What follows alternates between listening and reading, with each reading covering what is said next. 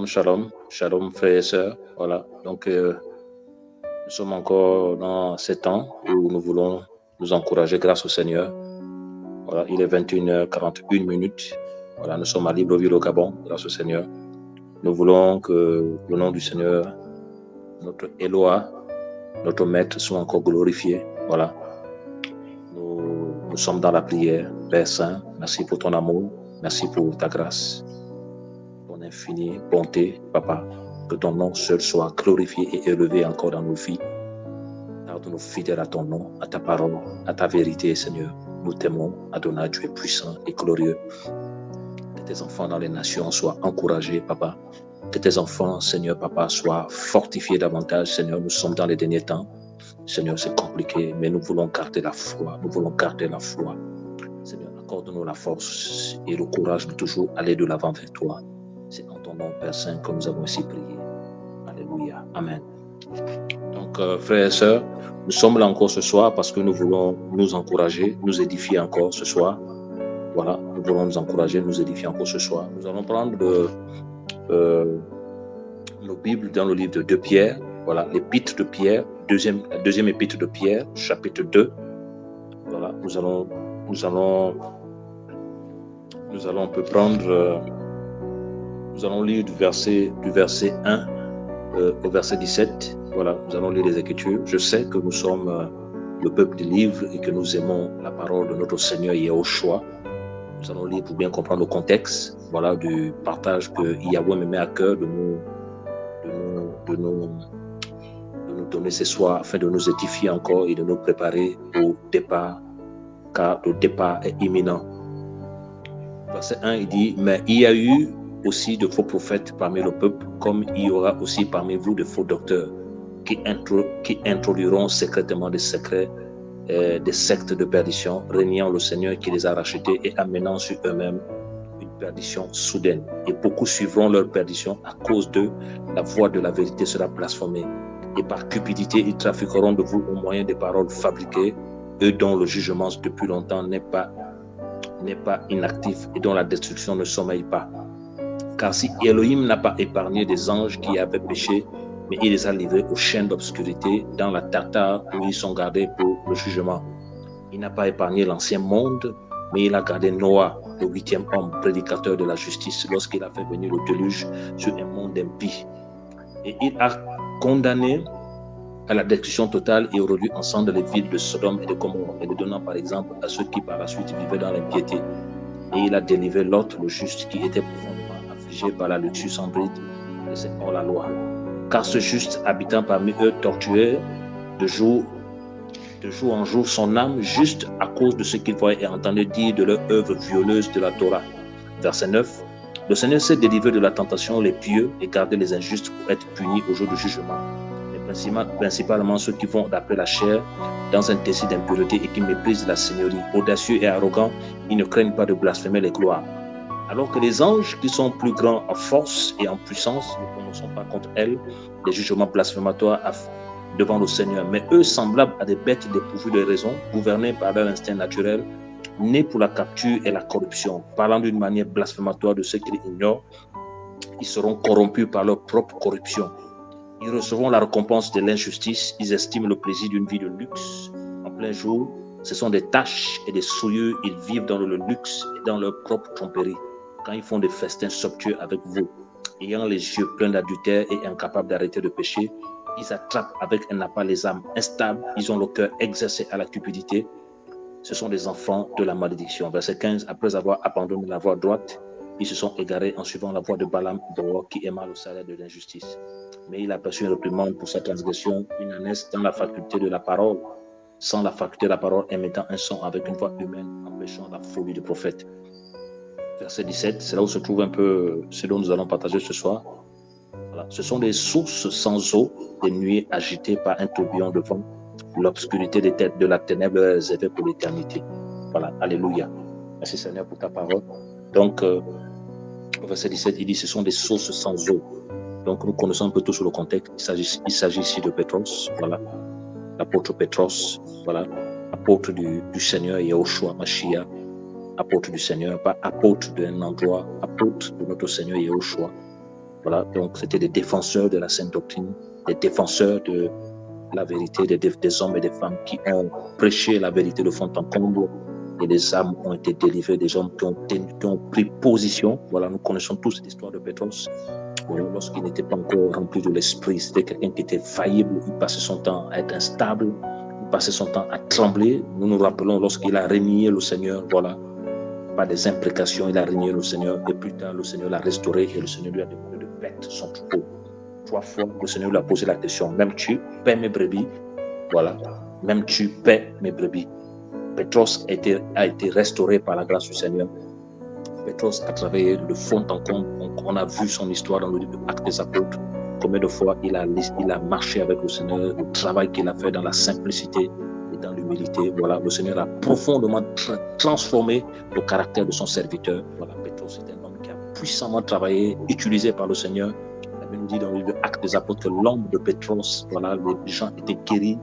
Voilà, il y avait des restaurations à travers l'ombre. Ça veut dire que non, qu'il était tellement rempli de l'esprit, rempli de la présence de notre Seigneur et notre Maître, que le Seigneur a puissamment travaillé avec la main de son serviteur. Donc ici, dans 2 Pierre 2, Pierre, apôtre du Seigneur, nous parle des faux prophètes et des faux docteurs. Donc ici, qu'est-ce qu'il dit au verset 17? Il dit ce sont des sources sans eau. Voilà, des sources sans eau. Nous voulons parler un peu ce soir, c'est quoi une source qui n'a pas d'eau? Et quel est le message que Pétros veut nous donner? Quel est le message? Parce que nous voyons simplement ça, mais derrière, il y a un message. Donc ici, il qualifie des faux prophètes, donc des faux frères, des faux sœurs, des personnes qui ne sont pas appelées du Seigneur à des sources sans eau. Vous voyez, des sources sans eau. Voilà, parce que lorsqu'on nous parle d'une source, c'est un endroit où il y a de l'eau. C'est un endroit où il y a de l'eau. Donc ça veut dire que non, en fait, ce qui attire les gens, la population, voilà, vers la source, c'est l'eau. Voilà, ce n'est pas l'endroit de la source, c'est l'eau. Ça veut dire qu'une source qui n'a pas d'eau, les gens ne peuvent pas être attirés par cet endroit parce qu'il n'y a pas de l'eau. Voilà, donc ici, Pétros a qualifié ses faux frères des sources sans eau. Voilà, et nous savons tous que l'eau peut être l'image de la parole de notre Seigneur et notre Maître. Donc ça veut dire quoi? Ça veut dire que ces hommes étaient des personnes qui n'avaient pas la parole au-dedans d'eux. Ces hommes étaient des personnes qui n'avaient pas la vie du Seigneur au-dedans d'eux. Il n'y avait pas l'esprit du Seigneur au-dedans d'eux. C'était des sources sans eau. Voilà, parce qu'un vrai enfant du Seigneur, c'est une source qui a de l'eau. Voilà, c'est une source qui a de l'eau. Donc ici, je disais que le plus important, ce n'était pas la source, c'était de l'eau qui était dans la source. Parce que lorsque nous allons dans une source, ce n'est pas l'endroit de la source qui nous intéresse, non, c'est l'eau. Ça veut dire que non, que si la source t'arrive, vous verrez que non, que les gens ne viendront plus à la source. Si dans un village, la source t'arrive, vous verrez que non, que les gens ne viendront plus dans la source. Et dans la source, vous allez voir que quand il y a de l'eau, il y a la vie, parce que même les poissons peuvent être à l'intérieur. Mais si l'eau tarit, les poissons aussi vont mourir. Donc ça veut dire que dans cette source-là, nous avons la vie, nous avons l'être, nous avons le mouvement, parce qu'il y a l'eau. Alléluia. Or, actuellement, nous constatons que beaucoup n'ont plus d'eau. Beaucoup n'ont plus d'eau. Et vous allez voir que aujourd'hui, malgré le fait que le Seigneur est en train de, avec ce puissant réveil-là, vraiment, ce qui attire de personnes, c'est quoi? Ce n'est pas la source, mais c'est l'eau. C'est l'eau. C'est l'eau qu'il y a dans cette source. C'est l'eau. Ça veut dire que quoi? Ça veut dire quoi? Un endroit qui a la présence du Seigneur, les hommes et les femmes qui le craignent seront toujours attirés. Un endroit où il y a la vie du Seigneur, les hommes et les femmes seront toujours attirés par cet endroit. Pourquoi? Parce que la présence du Seigneur sera palpable. Parce que la vie du Seigneur sera palpable. Voilà pourquoi un frère ou une sœur qui a l'eau en lui, il va toujours être une source de bénédiction parce qu'il y a l'eau en lui. Et ce qui sort de lui, c'est de l'eau. Parce que la Bible nous dit que non, que c'est de l'abondance du cœur que la bouche parle. C'est de l'abondance du cœur que la bouche parle. Nous sommes dans des temps, frères et sœurs, où les gens sont en train de perdre de l'eau. Les gens sont en train de perdre de l'eau. Ce sont des sources maintenant sans eau. Et si ce sont des sources sans eau, parce que la nature a horreur de vie, maintenant, qu'est-ce qui remplit leur source? Qu'est-ce qui remplit leur source? Puisqu'aujourd'hui, nous constatons que ce sont des sources sans eau. Voilà. Qu'est-ce qui remplit maintenant leur source? Ça veut dire que si à la place de leur source, ils mettent autre chose, et c'est la mort spirituelle. C'est la mort, vraiment, c'est la mort. Et aujourd'hui, nous constatons cela que beaucoup d'endroits, il n'y a plus de l'eau, beaucoup de filles, il n'y a plus de l'eau, beaucoup de frères et sœurs n'ont plus d'eau, c'est la mort spirituelle, voilà. c'est la mort, c'est des sources sans eau. Et Paul et Pierre pouvaient dire dans le livre de 2 Pierre 1 que non, que nous allons lire les Écritures, mais il y eut parmi eux de faux prophètes, parmi le peuple, comme il y eut parmi vous de faux docteurs, qui incluent secrètement des sectes de perdition, régnant le Seigneur qui les a achetés. Ça veut dire que nous, en fait, c'était des gens délivrés, mais ils ont renié le Seigneur. Ils ont renié le Seigneur par leur vie. Ils ont renié le Seigneur par leur œuvre. Ils ont renié le Seigneur par leur manière de fonctionner. Et aujourd'hui, ils sont devenus des sources sans eau. Des sources qui n'ont pas la lumière, des sources qui n'ont pas la vérité, des sources qui n'ont pas la parole pure, la véritable parole, frères et sœurs, la parole pure, la parole qui délivre. Il dit, je suis la lumière du monde, celui qui me suit ne marchera pas dans des ténèbres. Donc ça veut dire quoi? Ça veut dire qu'une source qui a de l'eau, va abreuver les personnes. C'est-à-dire que lorsque ces personnes assoiffées iront dans cette source, ils vont être abreuvés. Ils vont étancher leur soif. Ils vont boire de l'eau, ils n'auront plus soif. L'eau, la parole du Seigneur, la vie du Seigneur. Le Seigneur pouvait dire que mes paroles sont esprit et vie. Donc là où il y a de l'eau, il y a le Seigneur. Là où il y a de l'eau, il y a le Seigneur et la source d'eau. La source d'eau va couler en abondance et ne tarira pas parce que cette eau vient du ciel, du trône de la grâce, mes frères, cette eau vient du trône de la grâce. Parce que lorsqu'on ne donne, comme on ne donne que ce qu'on a, vous allez voir que donc une source qui a une eau propre, apportera la vie. Vous allez voir que donc un vrai enfant du Seigneur qui a l'esprit en lui, qui a la parole de lui, apportera la vie et la bénédiction autour de tous ceux qui le craignent. Voilà pourquoi David pouvait dire dans le psaume 26, je ne m'assieds pas à côté des gens faux, parce que les gens faux, ce sont des sources sans eau, ce sont des sources qui n'ont pas d'eau, des sources qui n'ont pas de vie, Et à l'heure actuelle, frères et sœurs, nous devons faire un choix. Et nous devons prier le Seigneur pour de plus en plus marcher avec ceux qui nous craignent, de plus en plus marcher avec ceux et celles qui sont des sources, qui ont de l'eau pure. Voilà pourquoi Paul pouvait dire à Timothée, recherche le Seigneur avec ceux qui l'invoquent d'un cœur pur. Voilà, recherche le Seigneur avec ceux qui l'invoquent d'un cœur pur. Donc ne laisse personne s'imposer dans ta vie, voilà, pour être avec toi. Ne laisse pas quelqu'un s'imposer dans ta vie pour être avec toi. Choisis avec qui marcher. Et si tu marches avec des personnes qui sont des sources qui ont de l'eau pure, toi aussi tu recevras de l'eau pure. Parce que la Bible nous dit que celui qui marche avec le sage deviendra sage. Voilà. Mais celui qui marche avec l'insensé deviendra aussi insensé. Et la Bible nous dit que les mauvaises compagnies corrompent les bonnes mœurs. Donc nous sommes dans des temps où nous devons être des sources qui ont de l'eau. Voilà, des sources qui ont de l'eau, des sources qui apportent de l'eau. Et pour être des sources qui ont de l'eau, nous devons être au pied du maître afin d'être abreuvés, frère. Nous devons être au pied du maître afin d'être abreuvés. Nous sommes dans des temps où nous devons de plus en plus être abreuvés au pied du maître, dans la prière, dans la communion fraternelle avec les frères et les sœurs qui craignent le Seigneur. Voilà, les frères et sœurs qui craignent le Seigneur, des personnes qui aiment la vérité, des personnes qui s'assemblent par l'esprit, voilà. Par l'esprit, qui aiment le Seigneur, autour de la parole, pas autour des diffamations, pas autour des murmures, pas autour des critiques, autour de la parole. Et là, il y a la vie. Et quand il y a la vie comme ça, la gloire du Père est là. La vie du Seigneur est là. Voilà, mes frères et sœurs, la vie du Seigneur est là. Pourquoi de plus en plus, nous devons comprendre que l'eau, cette eau, nous devons la boire. Voilà, la Bible déclare que celui qui a soif, qu'il vienne. Voilà, si quelqu'un a soif, qu'il vienne. Voilà. Nous voulons être ce peuple et nous avons soif, Seigneur. Nous avons soif de ta parole. Nous avons soif de la lumière. Nous avons soif d'être abreuvés par toi, par les eaux qui descendent directement du trône de la grâce, Papa, afin de répandre ces eaux partout dans les nations, Seigneur, partout dans les vies, d'abord par notre conduite, par notre manière de faire les choses. Alléluia. Donc ici, nous devons comprendre que Pierre a compris dans l'esprit que les faux docteurs, les faux prophètes, ce sont des sources sans eau.